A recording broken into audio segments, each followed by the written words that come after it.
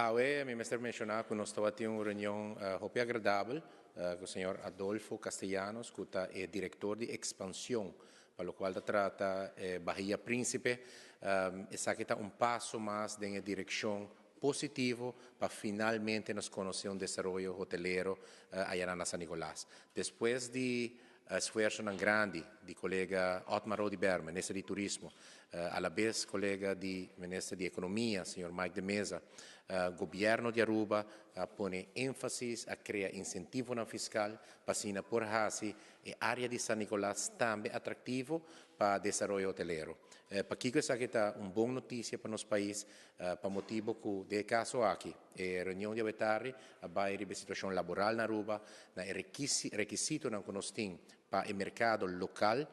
por bem na remarca primeiramente para o aspecto de construção de hotel aqui, nós estamos falando de uma fase importante inicial de mais ou menos entre 300 a 500 câmaras de um período de construção que vai durar mais ou menos 20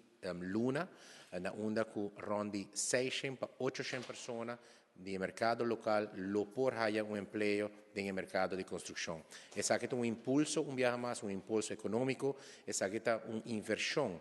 muito atrativo para o nosso país, para motivo que tem área, particularmente San Nicolás, não conhece o desenvolvimento aqui. E com o esforço do governo, do gabinete Mike Eyman, finalmente a realizar um empurre de nosso mercado laboral, de nossa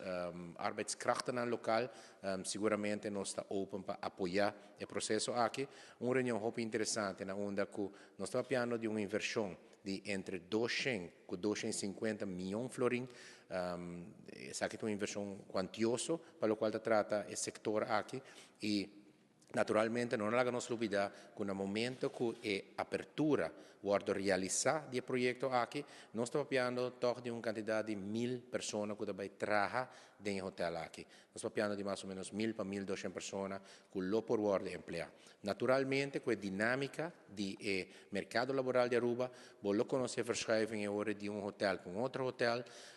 Nós cada dia monitor a situação laboral e mobilidade laboral aqui na Aruba, pero também de negócio na Abre, negócio na Sera, e mais impulso laboral aqui, seguro para nós está algo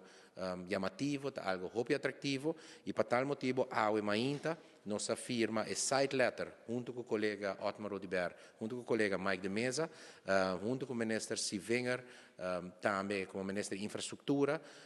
nossa firma é site letter para assinar duna cooperação no grupo Pinheiro, no grupo de Bahia Príncipe, que é uma inversão interessante mais para Aruba.